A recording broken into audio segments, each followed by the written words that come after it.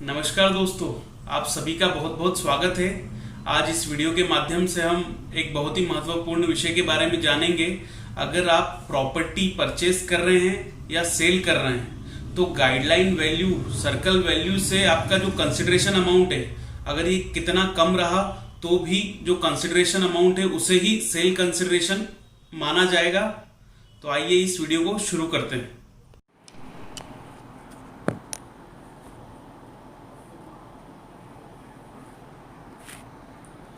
तो हम section 50C की बात करते हैं। सेक्शन 50C सेलर के पॉइंट ऑफ व्यू से बात करता है, जिसमें कहा गया है कि वेयर द कंसिडरेशन रिसीव्ड और accruing as a result of transfer by an assessee of a capital asset being land और बिल्डिंग और बोथ। मतलब जो सेलर को कंसिडरेशन मिला है वो एज अ कैपिटल एसेट को ट्रांसफ़र करने से मिला है। अब कैपिटल एसेट मतलब क्या? अगर मैं आपको मोटे मोटे तौर पर बताता हूँ कि अगर आपका स्टॉक इन ट्रेड नहीं हो, वो मतलब आपका रूटीन कोई बिजनेस ना हो, प्रॉपर्टी लैंड और बिल्डिंग को सेल करने का, जैसे कि आप कोई डेवलपर ना हो या कोई प्रॉपर्टी के काम करते आप कोई रियल्टी वाला ना हो, आपका स्टॉक इन ट्रेड नहीं होना चाहिए, वो आपका कैपिटल एसेट होता है, तब 50C अप्लाई होता है। तो उसमें कहा है कि अगर कंसिडरेशन जो रिसीव किया गया है और is less than value adopted और accessible by authority of state government. मतलब अगर आपने जो कंसिडरेशन रिसीव किया है और जो गाइडलाइन वैल्यू जिसे कहते हैं, गाइडलाइन वैल्यू जिसे कहा करते हैं, तो अगर वो कंसिडरेशन गाइडलाइन वैल्यू से कम है तो गाइडलाइन वैल्यू को ही सेल कंसिडरेशन माना जाएगा। लेकिन इसमें एक प्रोविज़न है बहुत बड़ा, जिसमें कहा गया है कि अगर वेयर द वैल्यू अडॉप्टेड और असेस्ड और accessible by the stamp valuation authority, जो गाइडलाइन वैल्यू जो बोलते हैं, जिसे सर्कल रेट बोलते हैं, स्टैम्प वैल्यू बोलते हैं, वो does not exceed 110% of the consideration. मतलब जो कंसिडरेशन जिसमें अपन ने बेचा है, मतलब अपन को जितना कंसिडरेशन प्राप्त हुआ है वो 10% से ज़्यादा नहीं होना चाहिए स्टैम्प वैल्यू के। अगर 10% से ज़्यादा नहीं है तो आपने जितना कंसिडरेशन रिसीव किया है, मतलब आपने जितने पैसे में बेची है उसको, उसी को आप सेल कंसिडरेशन ट्रीट कर लीजिएगा। तो उम्मीद करता हूँ आपको समझा होगा। हम अब एक एग्ज़ाम्पल ले लेते हैं कि एग्ज़ाम्पल में आपको कैसे समझ में आ रहा है कि नहीं। ठीक है, 50C का एक एग्ज़ाम्पल ले लेते हैं।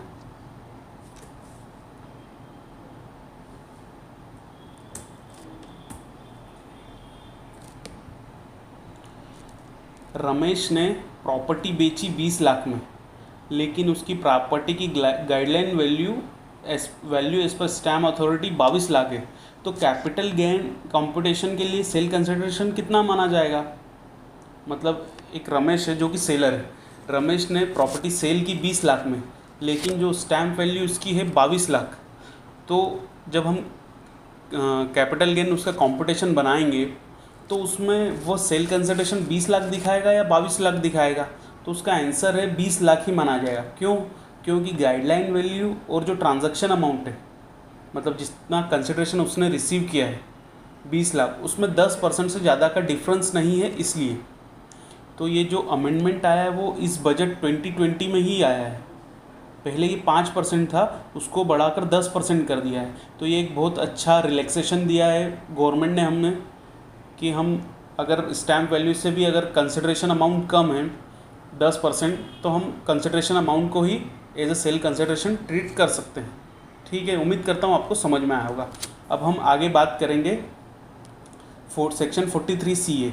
यह सेक्शन भी वही है, बस इसमें एक ही डिफरेंस है कि अगर आपने जो वेयर द कंसिडरेशन रिसीव्ड और accruing as a result of transfer by an assessee of asset other than a capital asset, मतलब पिछले वाले में जो हम बात कर रहे थे वो कैपिटल असेट की बात कर रहे थे, लेकिन ये जो 43CA बोलता है other than a capital asset, मतलब स्टॉक इन ट्रेड की बात कर रहा है, बिंग लैंड और बिल्डिंग और बोथ। मतलब ये जो प्रॉपर्टी वाले जो सेलर रहते हैं, जो अपना डेवलपर्स रहते हैं, लैंड डेवलपर्स, लैंड ओनर्स, जो जिनका यही काम रहता है as a stock in trade जिनका रहता है, 43C उनको एप्लीकेबल है। तो यह भी वही बोल रहा है कि अगर आपने जो सेल कंसिडरेशन और स्टैम्प वैल्यू में अगर सेल कंसिडरेशन का अमाउंट कम है, जो इतना आपने कंसिडरेशन रिसीव किया वो अमाउंट कम है, तो उन दोनों का जो डिफरेंस है अगर does not exceed 110% of the consideration received, मतलब जो कंसिडरेशन रिसीव किया है हमने उसका 10% से ज़्यादा उन दोनों में डिफरेंस नहीं होना चाहिए, स्टैम्प वैल्यू और इनमें। तो इसे भी हम एग्जाम्पल के थ्रू समझते हैं। एग्जाम्पल ऑफ 43CA, रमेश ने प्रॉपर्टी बेची 20 लाख में, लेकिन उसकी प्रॉपर्टी की गाइडलाइन वैल्यू 22 लाख है, तो बिजनेस इनकम कंपटीशन के लिए सेल करने कितना माना जाएगा। अब आप यहाँ पर एक गौर कीजिए, पिछली बार हम कैपिटल गेन कंप्यूट कर रहे थे और इस बार हम कंप्यूट कर रहे हैं बिजनेस इनकम। मतलब इस बार क्या है, वो उसका स्टॉक इन ट्रेड है, स्टॉक इन ट्रेड है मतलब बिजनेस इनकम उसकी मानी जाएगी। तो इस केस में भी 20 लाख ही माना जाएगा। क्यों माना जाएगा, क्योंकि जो ट्रांजैक्शन अमाउंट और गाइडलाइन वैल्यू है तो 10% से ज़्यादा का डिफरेंस नहीं है, इसलिए 20 लाख को ही उसकी सेल कंसिडरेशन माना जाएगा फॉर बिजनेस इनकम। ठीक है। सेक्शन 56 के अंदर अब हम बात करेंगे, ये रिसीवर के पॉइंट ऑफ व्यू से बात करता है, मतलब जो खरीद रहा है प्रॉपर्टी उसके हिसाब से ये बात करता है। तो क्या कहता है, where any person receives any previous year from any person or person on or after 1 April 2007 any immovable property, मतलब कोई भी पर्सन ने एनी इमूवेबल प्रॉपर्टी रिसीव की, तो ये उस सेक्शन के बारे में बात कर रहा है। अब हम आगे पढ़ते हैं। विदाउट कंसिडरेशन, मतलब विदाउट कंसिडरेशन मतलब फ्री, बिना पैसों के फ्री रिसीव किया उसने। The stamp duty value of such which exceeds 50,000 rupees, अगर उस जो प्रॉपर्टी उसने इमूवेबल प्रॉपर्टी रिसीव करी, अगर उसका जो स्टैम्प ड्यूटी वैल्यू है 50,000 से ज़्यादा है, तो पूरा स्टैम्प ड्यूटी वैल्यू को उसका इनकम ट्रीट कर लिया जाएगा। अदर सोर्स में, इनकम फ्रॉम अदर सोर्स में उसको इनकम ट्रीट कर लिया जाएगा। ये तो बात हुई अगर आपने विदाउट कंसिडरेशन परचेज़ किया है तो। अब हम बात करेंगे अगर फॉर कंसिडरेशन, अगर आपने कुछ कंसिडरेशन में ख़रीदा है उसकी हम बात करते हैं।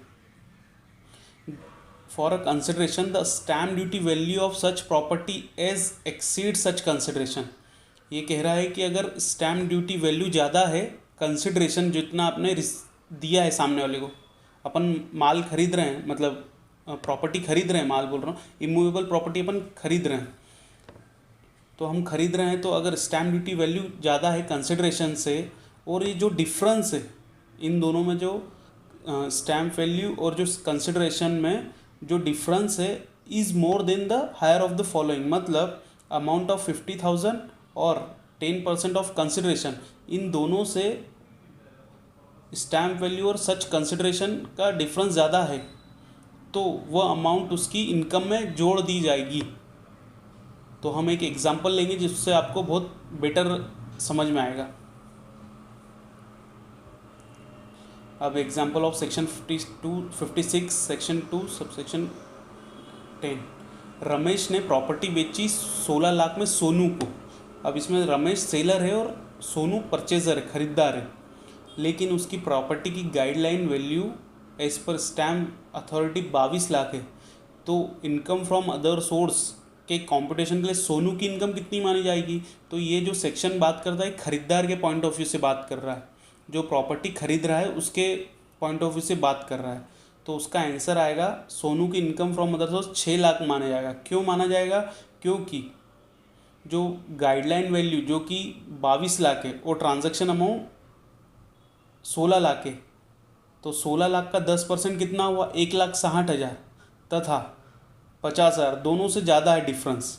16 लाख और 22 लाख में 1,60,000 से डिफरेंस ज़्यादा है, तो जो टोटल अमाउंट है उसका इनकम मान लिया जाएगा। उम्मीद करता हूँ आपको वीडियो समझ आया होगा। अगर वीडियो आपको पसंद आया तो लाइक कीजिए और अपने फ्रेंड्स वगैरह के साथ शेयर कीजिए। वीडियो को देखने के लिए बहुत बहुत धन्यवाद। Thank you.